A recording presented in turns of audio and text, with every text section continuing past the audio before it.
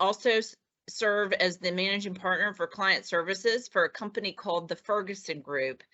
And one of the primary functions of the Ferguson Group is helping local governments access federal dollars through the competitive grant process.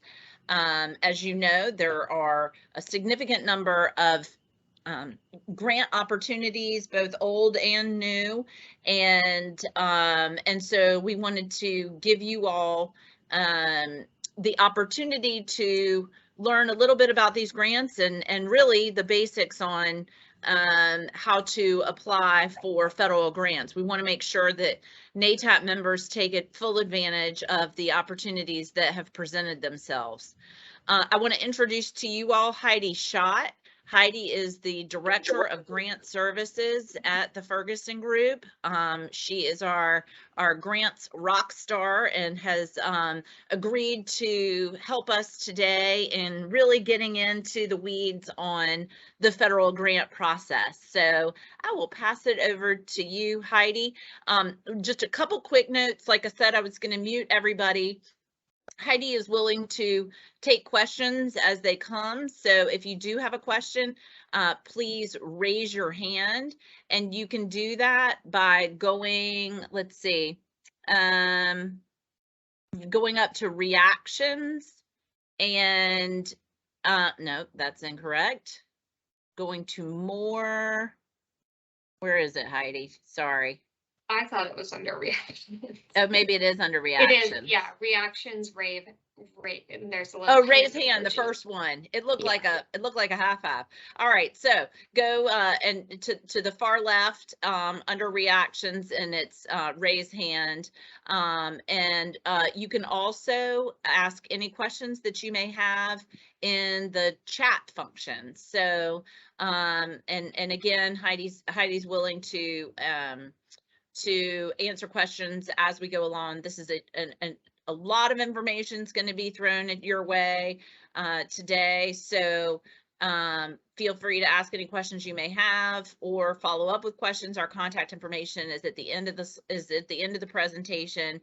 Also know this is the first of a 2-day training series, and the second is going to be on we've got grant basics and identification today, and then actually grant writing and strategies around grant writing tomorrow.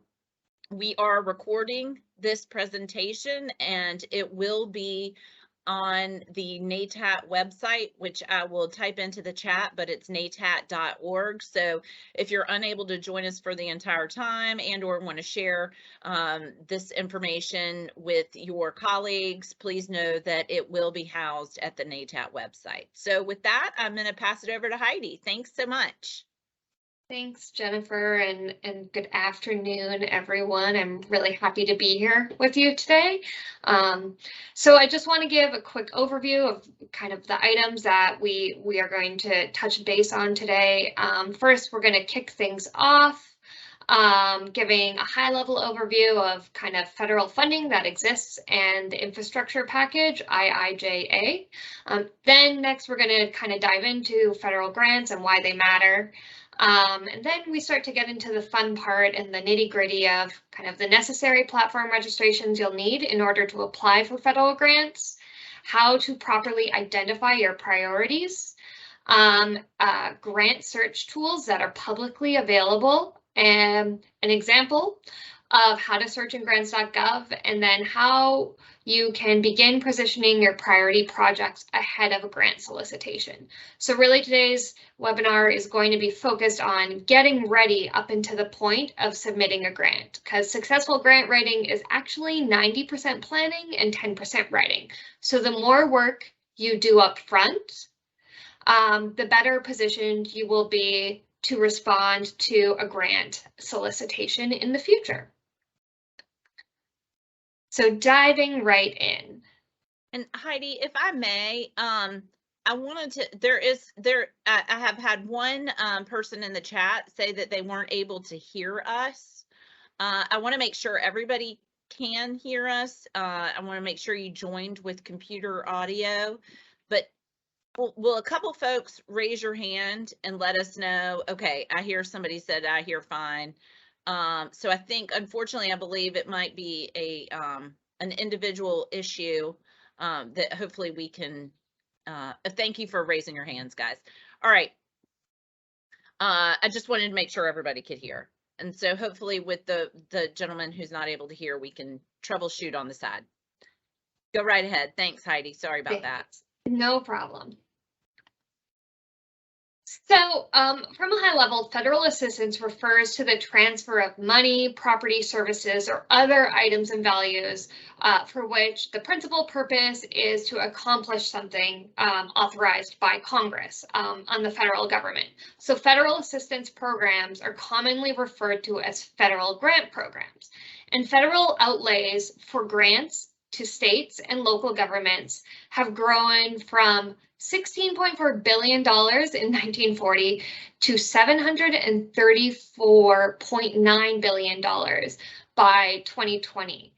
This does not capture the significant investment that the infrastructure package made, which was about 1.2 trillion in 2021, nor does it reflect the new funding that is going to be available out of the Inflation Reduction Act, which recently passed Congress. So this is why grants are so important. There is a lot of money out there, and knowing how to access it is critically important, and being ready to access it when it becomes available is critically important. There are over 2,000 federal assistance programs that have been authorized by Congress. They are through direct formulas, direct allocations, and competitive grants as well. So the Infrastructure Investment and Jobs Act, also known as the Bipartisan Infrastructure Law, or what I call IIJA, it was signed by President Biden in November of 2021. And it authorized, as I said, $1.2 trillion for transportation and infrastructure spending over 5 fiscal years. So that started in 2022, and it will go all the way through 2026. This was a pretty large and significant investment because it created many new grant programs, over 50 new grant programs that the federal agencies have had to stand up, and many local governments and will be able to compete for, but as well, it provided a significant amount of funding to existing programs. As you'll see on this slide, this is a kind of rough overview of how the funding through IIJA was split. You'll note that it doesn't really kind of fully total 1.2 trillion. That's because some of the funding actually has not been appropriated by Congress, and the 1.2 trillion number is actually what was authorized, which means that some of the programs don't actually have funding attached to it yet. And that will occur over the next 5 years, hopefully, through the congressional appropriations process. So there's a significant amount of money that went towards existing grant programs, and only about 27% going towards new programs. The funding from IIJA is pretty expansive in its reach. It addresses energy and power infrastructure, access to broadband and internet, water infrastructure, and more. Some of the new programs funded by the bill could provide resources needed to address a variety of infrastructure needs at the local level. Jennifer, what slide are you seeing? I see some questions coming in. I'm on slide 7. Okay. So IIJA overall funding. Yeah. Okay, that's the slide we're supposed to be on. Okay. And then one thing I did want to make sure we make clear, because you mentioned a couple slides ago that, you know, it was a significant, keep going. Oh yeah, right. So go back one more, I believe. Sorry. Okay. Anyway, the funding you mentioned, just transportation in the initial conversation. So I just want to make sure people are clear that not only did the IIJA fund transportation infrastructure programs, but it also funded all of these other programs that you can see. But primarily it is focused on transportation infrastructure, water, wastewater infrastructure, and broadband. Yeah, that's correct.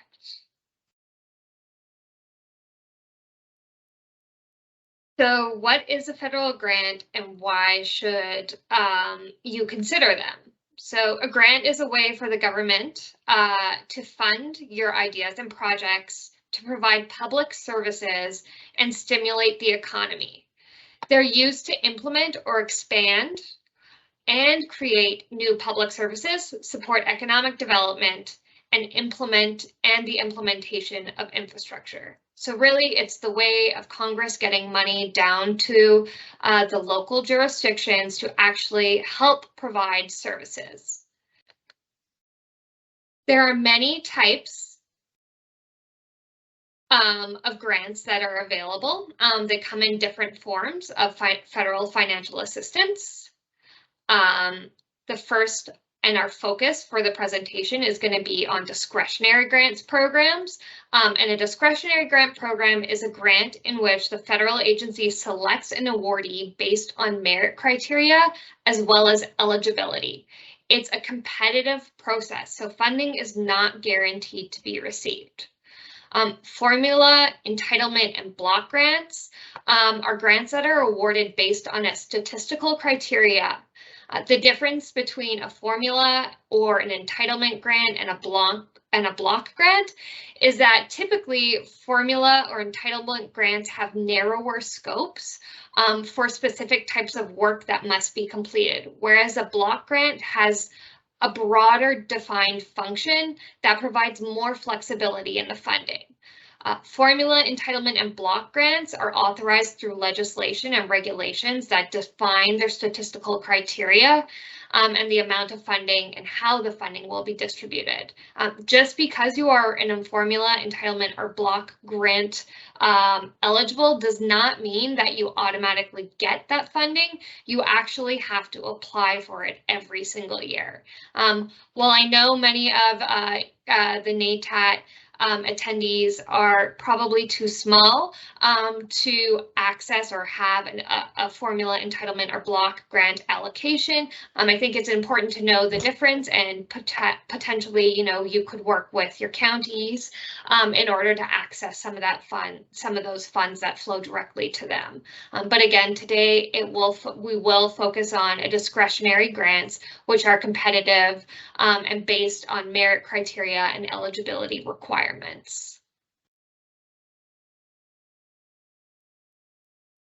So what do grants generally fund? Your grant program that you look at to apply for specifically will provide parameters regarding what you can and can't fund through it. However, grants can generally fund on a broad range of things, capacity building projects like allowing you all to staff up, administrative expenses for administering your grant project. Increasingly under the Biden and Harris administration, we're seeing public outreach and engagement being written into grant applications as an important element of the budgetary process, where they want to see funds being spent on making sure that community engagement is occurring, not only in the planning of your projects, but also in the implementation when you get the grant funding. It can be used to travel to conferences for training for grant programs or for workforce development training. Obviously, a large part of grant funding through specific programs will allow for the construction or renovation of projects. That you have to be very mindful when it comes to construction and renovation projects, because there are a lot of strings attached with that regarding project readiness, such as having environmentals complete, engineering design underway, and environmental considerations. Additionally, some programs do provide funding for demonstration and pilot programs, as well as the acquisition of equipment. Occasionally, programs can support operating expenses. However, those type of projects tend to be less competitive on a federal application competitive discretionary grant program. Typically, a lot of these programs will ask whether or not you're able to sustain the project or program that you sought funding for after funding runs out. And so requesting funding for strictly operating expenses generally will not score that well. Finally, you can also request funding for planning. That can be considered feasibility studies, as well as environmental compliance documentation. Perhaps you need engineering work done for a road project. So a wide variety of funding is available to access through grant programs, but what you can request will be specific to the funding program that you apply to. So the specific actions that you're seeing here are the grant life cycle. And they're mainly grouped into 3 phases. There's the pre-award phase, which have the 3 lovely orange stars beside it, and it represents the beginning of the grant life cycle, which includes proactively identifying your needs, researching grants to align your projects with funders' priorities, and submitting your grant applications. Grant application periods typically only have between 30 to 90 days to respond to the solicitation, which means if you aren't ready and have a project identified in advance of a grant being released, you're a little bit under pressure because that's a lot of work that needs to be done in a short amount of time in order to get the grant submitted on time, which is why it's so important and why we're spending today talking about how to identify your needs and research and prepare for grants. Once your application is submitted, you move into the award phase. The award phase is when the federal agency completes the application review process and makes decisions as to what project to fund. This can take anywhere between 4 to 6 months. Some programs even take longer to receive awards. It's really important to note that you should not begin your project that you submitted for grant funding during the award decision phase. So if you start your project before you receive notice of whether or not you received the award, could potentially put your grant application in jeopardy. So when you submit a grant application, do not start your project until you find out whether or not you were awarded. Awardees, or also known as grantees, will receive a notice of award and will work with the funding agency to solidify a grant contract where your organizations will outline the grant agreement terms and the requirements of the award, as well as your requirements for reporting and closeout. So as an award recipient, you are going to be responsible for making sure that you meet all the federal, statutory, and regulatory requirements and policies when delivering your grant project.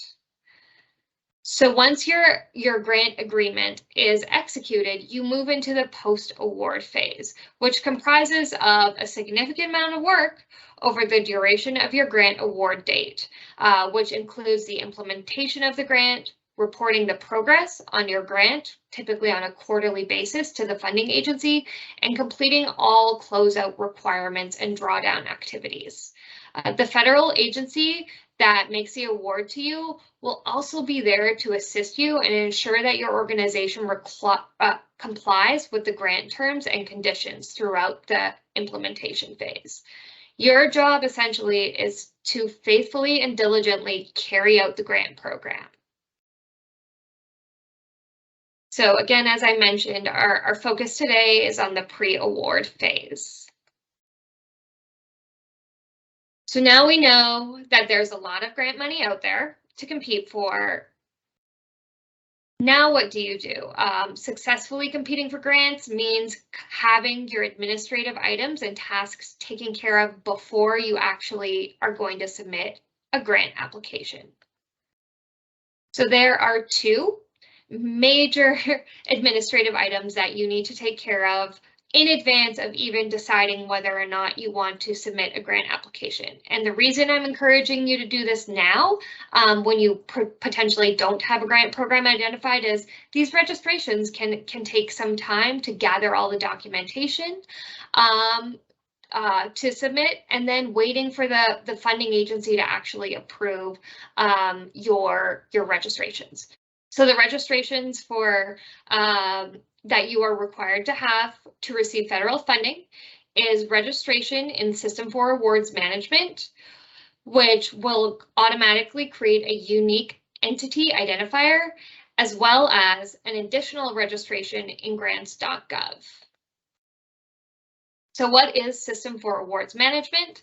System for Awards Management is a way that the federal government keeps track of anyone that receives funding from the federal government, whether it be through direct contracts and procurement directly with the federal government, or through competitive grant process. You are required to be registered in System for Awards Management in order to even apply for grants in 2022 and moving forward. So this is something that you need to look into right away to getting it. This is when you register for System for Awards Management, you will have a UEI, a unique entity identifier, automatically created, or if you had a DUNS number previously, you will automatically be transferred over to a UEI in System for Awards Management. Generally speaking, System for Awards Management requires basic information about your organization.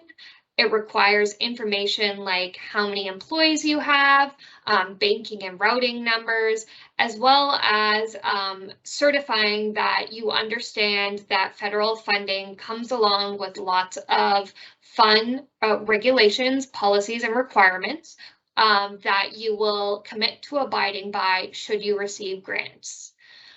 So this registration also requires a notarized letter be submitted 14 days after you complete the online registration. So gathering your documentations in advance is going to be important to ensure that your registration goes smoothly. But this is not just one thing that you get to do once and forget about. This is something you will have to do on an annual basis, and it's really important that a couple people in your organization be registered or know how to access System for Awards Management in order to ensure that, you know, if staffing positions change, that you are able to access these registrations and swap out and update information, such as the e-business point of contact, who is probably the most critical person in all of the registration and grants, because they are the ones who are committing to overseeing all of the organization's activities in grants.gov and approving roles and responsibilities in grants.gov as well. So this person is very important. You can only assign one e-business point of contact, and then you can assign multiple authorized organization representatives, essentially saying, these are the people that can sign and commit to grants on my organization's behalf. So again, SAM registrations can take 14 days on average to receive a response back of validation and active status, but that does not account for the time it will take for an organization to gather all the documentations necessary to apply. So begin this now if you haven't already. As you wait for your SAM registration to come through, please go ahead and register yourself, your individual entity, in grants.gov. You will have to register for your own personal account and link it to your organization's account. And the e-business point of contact that you registered in System for Awards Management is going to be the person that will assign you roles and registrations in grants.gov. So grants.gov registration process can take actually only a couple minutes. It asks for very simple information, who you are, contact information, what organization you want to be affiliated with. And then you are signed up. The reason that you need to do this grants.gov registration is, by and far, most federal grants are submitted through grants.gov. And so you need to make sure that you're set up in grants.gov when you're ready to pursue a grant in order to set up your workstation, which I'll talk about in a minute, but also you can set up alerts and searches in grants.gov to notify you of funding opportunities. In order for all of that to happen, you need to set up your basic registration. So I'm going to go over a couple grants.gov definitions to kind of help with this conversation. I previously mentioned an e-business point of contact. This is a user that's registered in an organization who's going to be responsible for administering and management of grant activities in his or her organization. This is typically a city or town clerk that I've seen get put in that role because they're really looking at the finances and the funding flowing in and out of the organization. Next, you're going to have probably, I would recommend a couple authorized organization representatives assigned to your grants.gov account. These AORs are a member of your organization who is going to be assigned by your e-business point of contact that is allowed to submit an application in grants.gov on your organization's behalf, as well as will be the person that is contacted if your grant application is successfully funded or awarded. So the person that you put in as the authorized representative is going to receive notifications on your grant status of awarded or non-awarded, but also is the one that is allowed to commit to submitting the grant application, but also be accepting the grant funds. And then finally, there's the grants.gov workspace, and that is actually where you set up your grant application. It is a way for organizations and individuals to apply for a grant through grants.gov, and you can have many people assigned to multiple workstations, including both internally and externally from your organization. Your workspace will include the required forms that you'll need to submit a federal grant, as well as items that need to be uploaded into grants.gov. So how do all of these terms interact? This little image hopefully will help explain this. So after you register with grants.gov and you create your organization applicant profile, the organization applicant requests for grants.gov role access is sent to the eBiz point of contact. So this eBiz point of contact will then, whoever it is that you assigned in System for Awards Management, will either accept or reject your request to be affiliated with your organization and assign you a specific role. It can be AOR, which means you can submit the grant, or a workspace manager, who is really a person that is only able to upload information and the grant application, but does not have the authority to actually submit the grant on behalf of your organization. Heidi, we have a quick question. It is the person who wrote the question was, we engineers and grant writers that are third-party consultants for local municipalities, do we need to have the municipalities register, then add us as an AOR if we're the ones preparing and submitting the grant? So that I think is a question that actually is is more applicable to the town or city that you're working with as to if they want to designate you AOR status. You certainly can have consultants receive AOR status of your grant application in grants.gov and be authorized to submit the grant application on the town's behalf.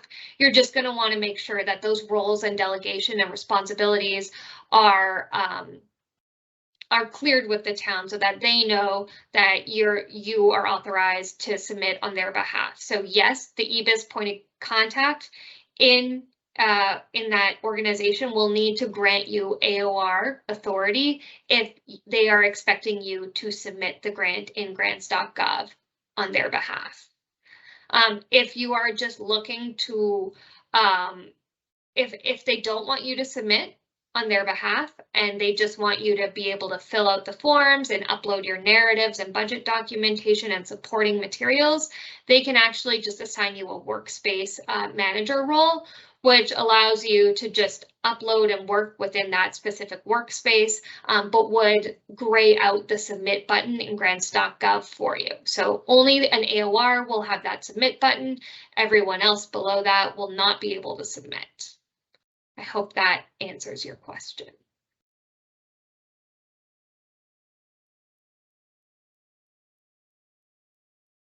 So, as I mentioned, the AOR has permission not only to work on the grant and edit the grant, but also is the individual who will sign and submit the grant on behalf of the applicant. And then the workspace manager has permissions to create and edit the workspace, but not submit. Those are kind of the two main differences between the roles.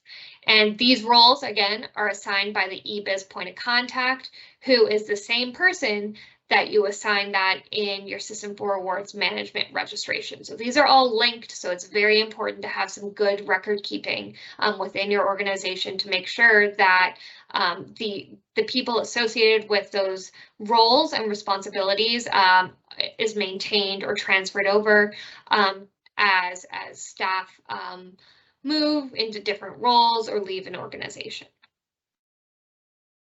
So here's a flow chart, and another way of depicting kind of what I just spoke about, your grant workspace process. So the first step is creating your workspace. So this is when you are assigned either as an AOR or a workspace manager by your eBiz point of contact, and you create your workspace for one specific grant. Each grant that you apply for will have its own workspace. So once your workspace is registered or created, you're going to add team members. Workspace managers can add participants from outside or within your organization as long as they have grants.gov accounts already. So again, that registration in advance is really important for everyone.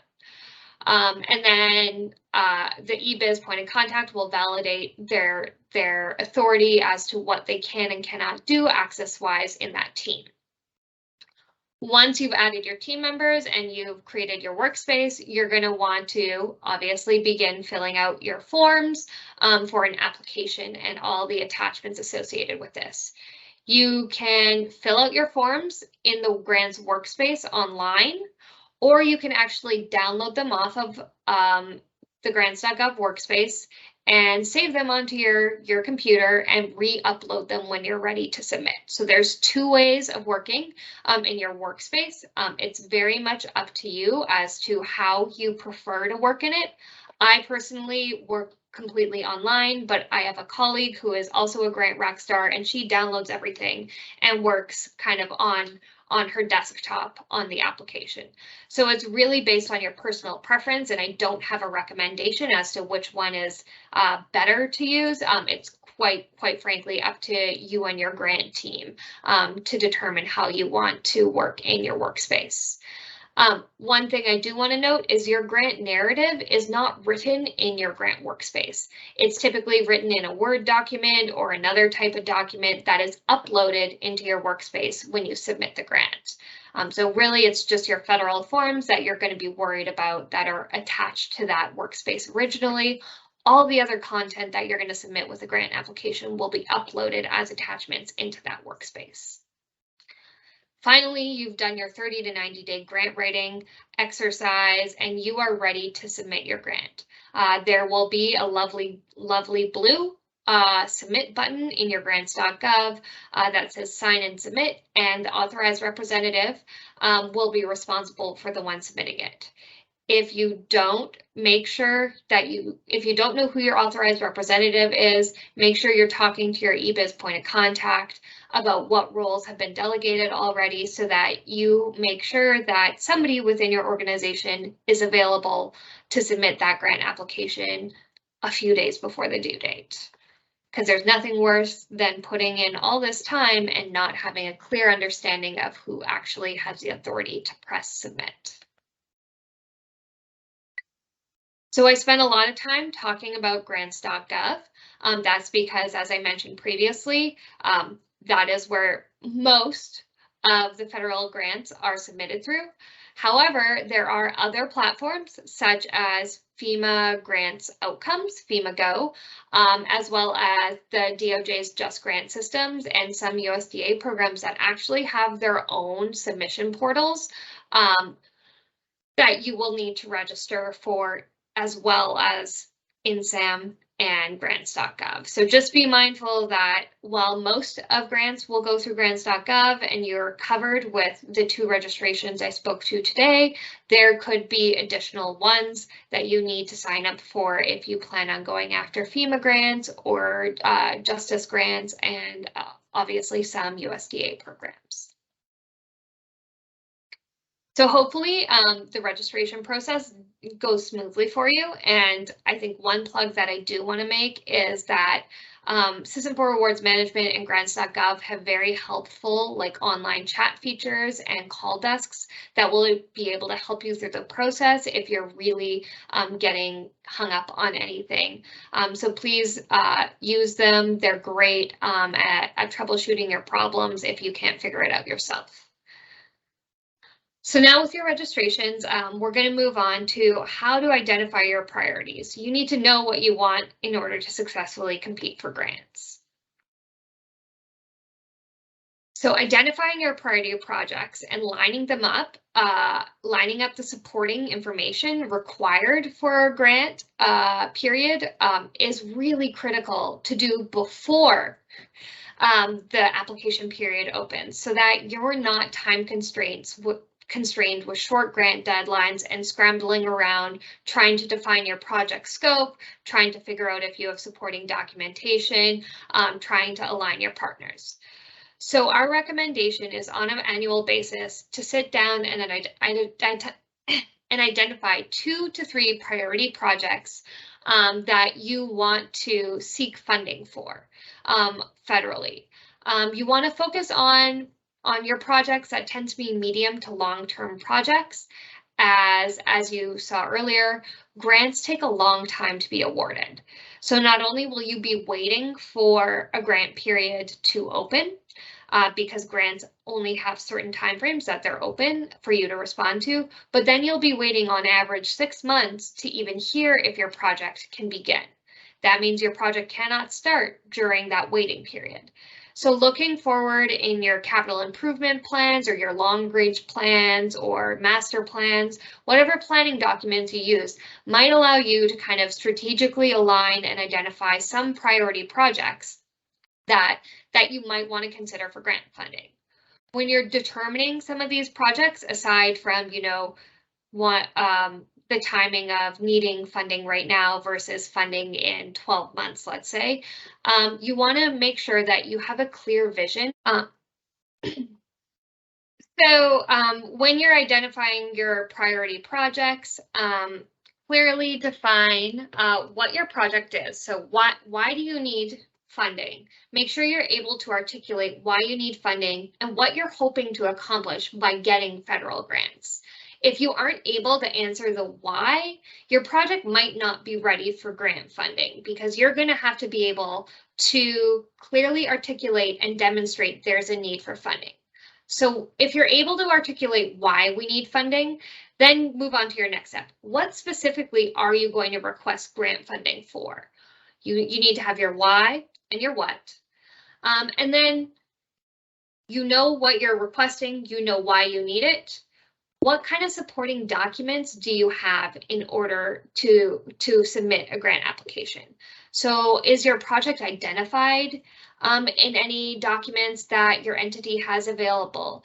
Have you had community meetings or can you show support for the project? You want to really think strategically about what you have available to help inform a grant application. And additionally, you're going to want to begin thinking about your project costs.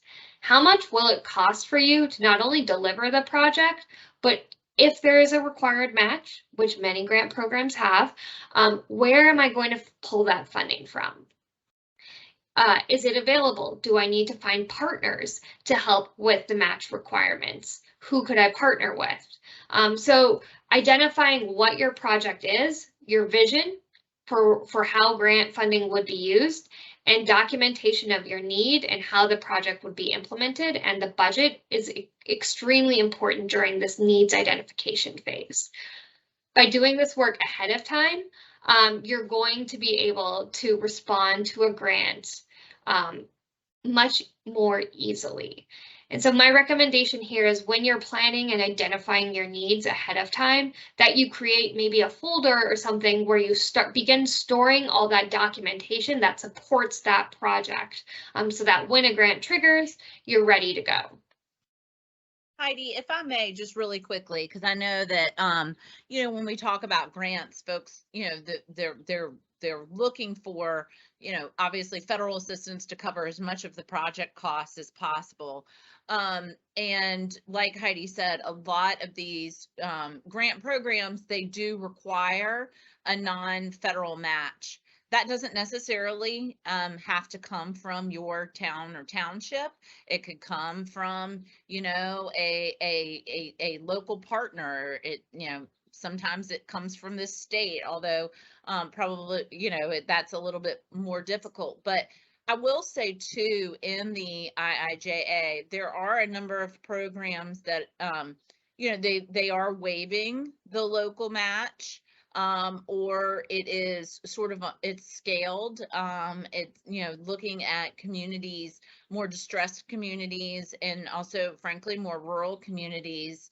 They are waiving that local match. So it really is important for you to look at the program specifically and figure out if there is that requirement. On the flip side, even if there isn't a requirement for a local match, any amount that you can contribute is going to make your application more competitive because it shows you've got skin in the game.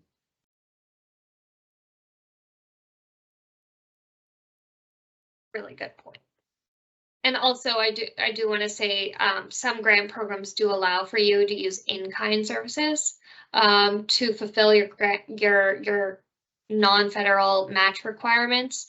So it doesn't necessarily have to be cash. It can sometimes be in-kind services, you know, such as you know, equipment that perhaps people are going to donate in order for you to do your project, staff time to implement your project. So there's lots of different ways to potentially address your match requirements.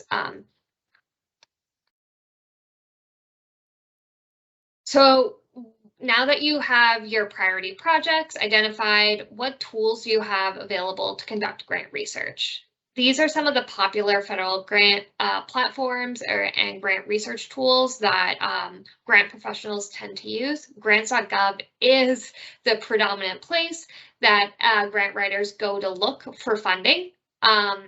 You can go there, and I'll do a live demonstration in searching for grants, well, almost live demonstration when searching for grants in grants.gov in the next segment. But that is where almost every single federal agency, there are some exceptions, post their grants in grants.gov.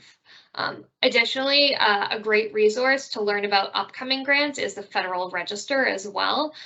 You can actually see some agencies post their application guidelines in advance in the Federal Register before it's actually publicly announced and hitting grants.gov. So that's another tool to kind of at your disposal to look at for grant fundings coming down the track. Additionally, almost every single federal agency has listservs that you can sign up to receive grant notifications and news. This is available not only from federal agencies, but also almost every single state agency that I've looked into has some type of listserv that you can sign up to receive grant information.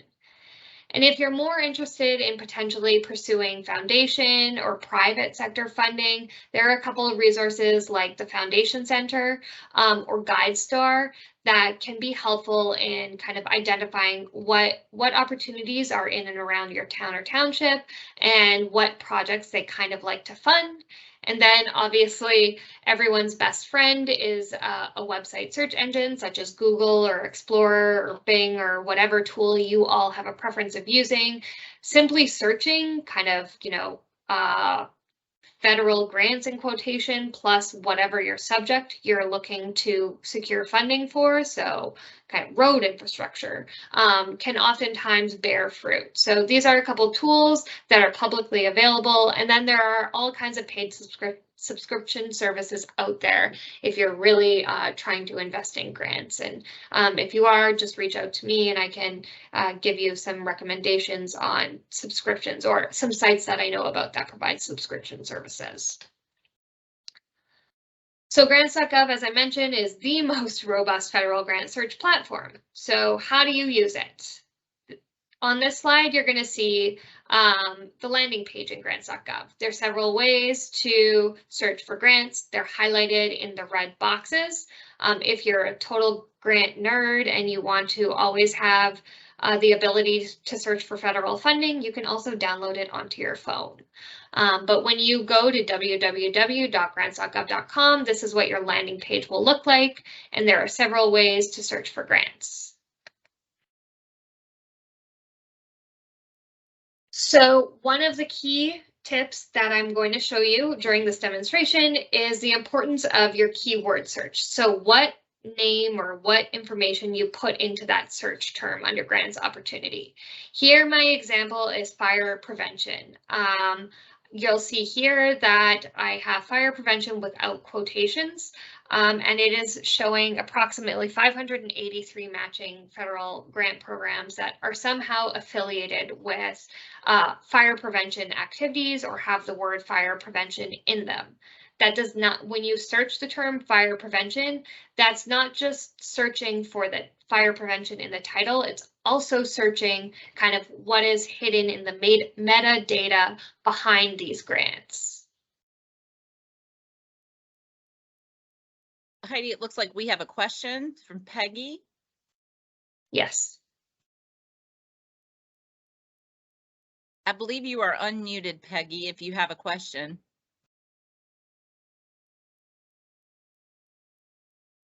All right, well, we can't hear you, so if you want to put your question in the chat box, we'll make sure to get back to you. So again, 583 searches or keywords that trigger when I put in fire prevention. When I utilize quotations, you're showing only 4 matching results. I'm not recommending that you only use quotations around the words. I actually commonly, as a grants practitioner, use both just to see, but as a good starting point so you don't get overwhelmed, you might want to start with a keyword with quotations around it for your search terms. So going back to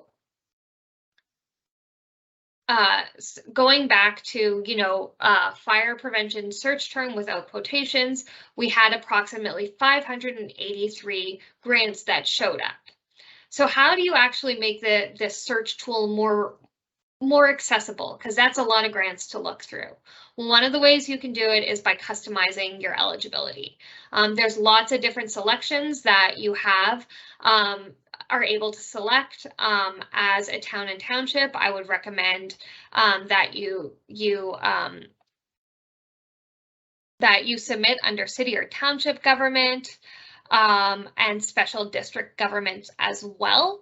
And also select unrestricted and others as potential kind of eligible applicant search terms that you use. So in this filter, that's what I did. I included some filters for who an eligible applicant is, and it took me down from 583 to 543.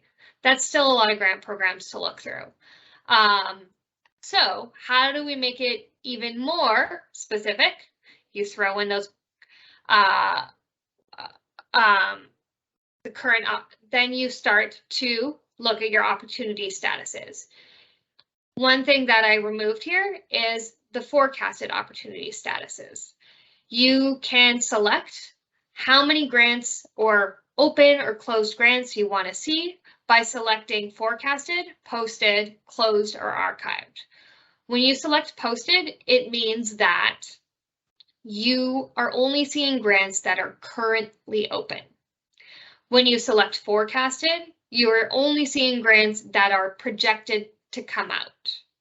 When you select closed, you are only seeing grants that have recently closed in the last 60 days. And then when you're seeing archived, it's grant programs that are older than 60 days that have been posted in grants.gov. And the reason that I'm saying to look at these opportunity statuses is because that will allow you to actually filter down funding opportunities that say you want to compete for right now or plan for in the future. So without quotations and fire prevention and safety, we had 583. When we just looked at posted grants that are currently open related to that, and we removed forecasted, we have 485 grants now. That's still a lot. With quotations, not much changed because there was only one forecasted grant, so there wasn't a need to actually unselect it, as you'll see here. So I did the same activity here, looking at closed and archived opportunities.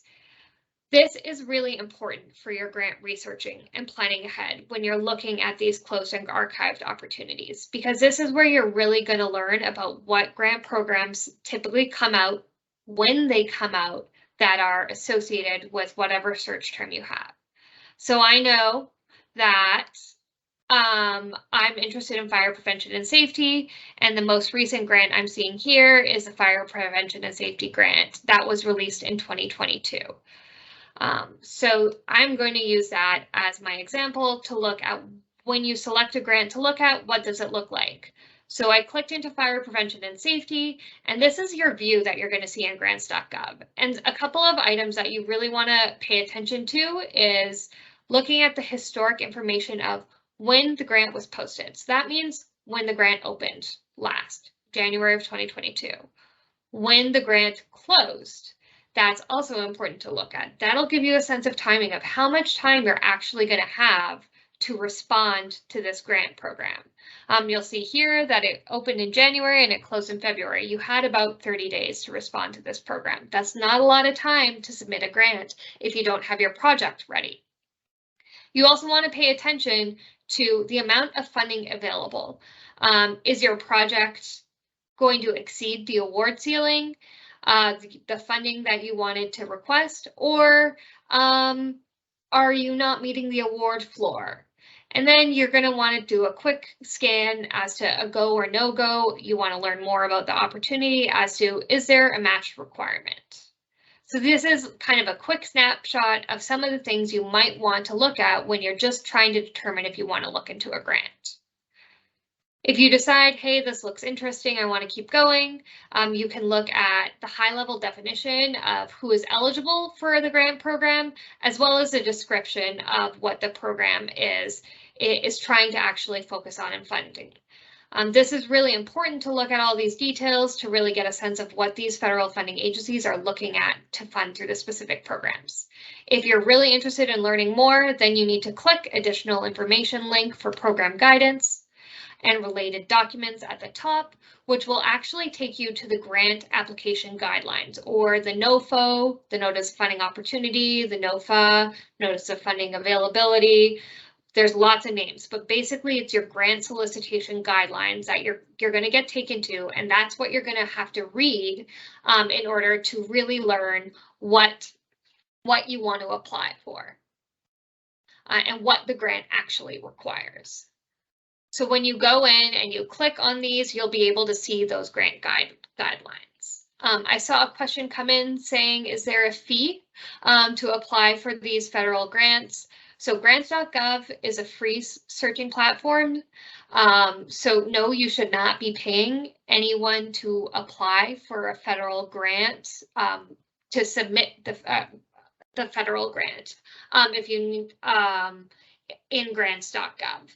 So some finance programs that are offered by the federal government do have application fees to submit an application. But generally, for the most part, if you are submitting a grant application, you should not be paying the federal government any type of money to submit that grant application in grants.gov. It is completely free site for you to work in and to submit your grant application directly to the government.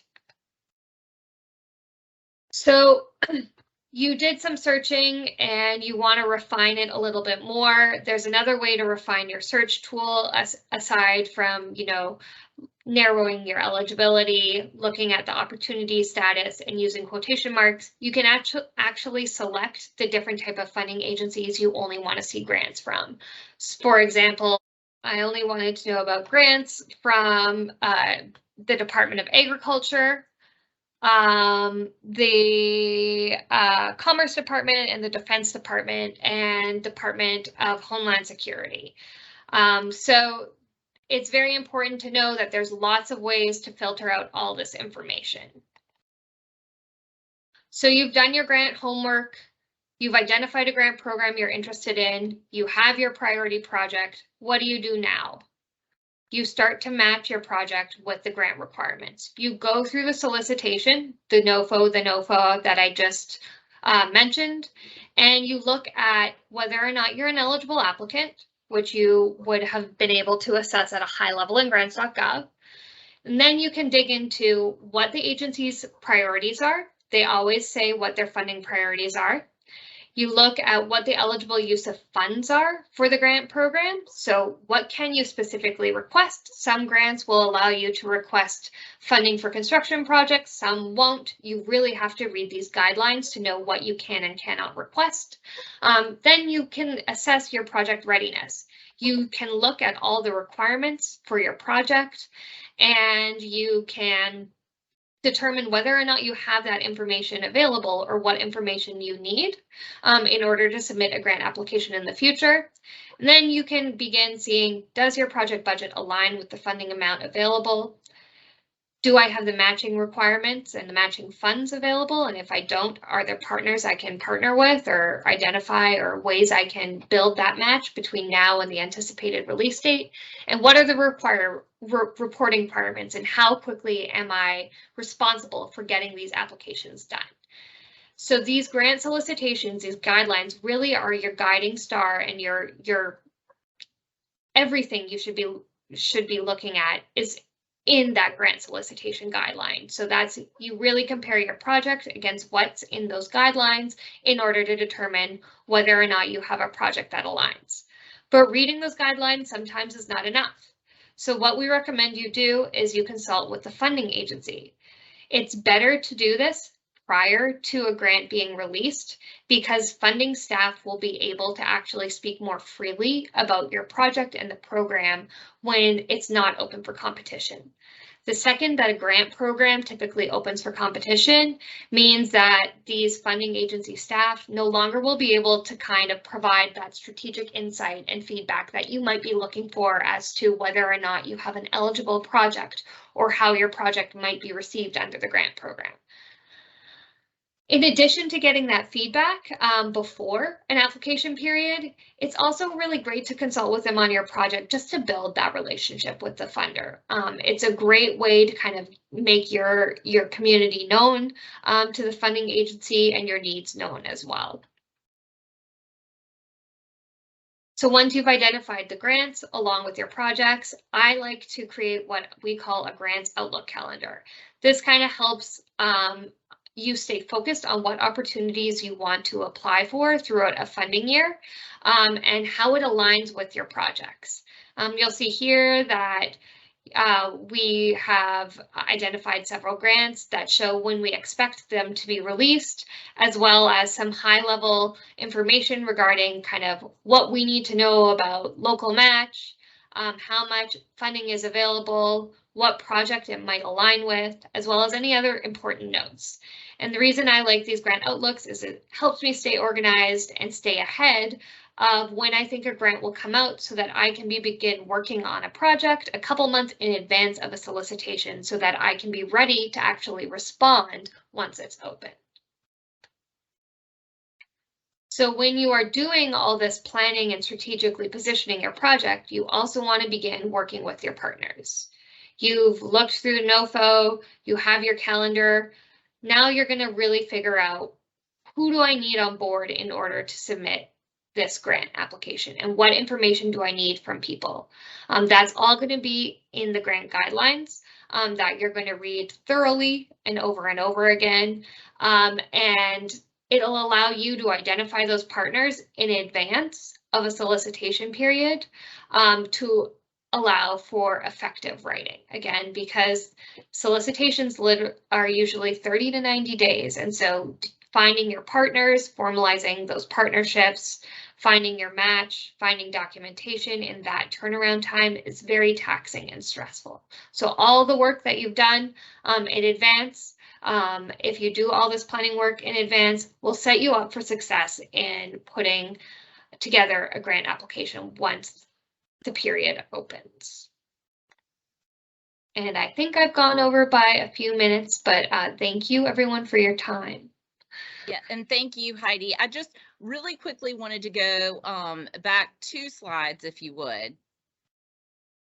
This one? Oh, maybe one more. Yes. Okay. When you're talking about consulting with the funding agency, and I apologize if you pointed this out, but every administration and sometimes different rounds of the grant programs, they really do have specific priorities that they're looking at and are looking for. And, you know, sometimes it's even just including buzzwords in your application. So it is really important to know what the priorities of, one, the administration, to the funding agency and even the program manager, what those are, because you definitely want to sort of pepper that throughout your application. So not only are you getting a good, you know, sort of building the relationship with the funding agency, but you're also getting good intel on what's really important.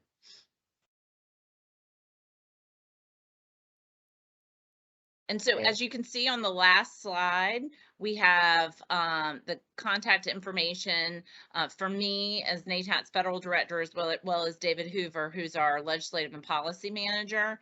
Our 2, again, grant rock stars, Heidi Schott and Gabby Bronstein. We are happy to answer any questions. I know this is a lot to digest. And so please do be in touch. And then, of course, we have our second half of our presentation tomorrow at 1 p.m. Eastern that will be discussing sort of tips for successful grant writing. Again, I know folks have asked a number of times, the PowerPoint will be on will be included on the website as well as a recording. And Julia, thank you very much. You're Yep. absolutely right. Heidi, you misspelled it. She is not Heidi Schott. She is Heidi Schott. So add that H and we'll have that. We'll fix that for tomorrow. Of all the things, right, Heidi? What a hoot. Love it. All right. Well, thank you all very much. And Heidi, as always, thank you so much for your expertise. We really appreciate it.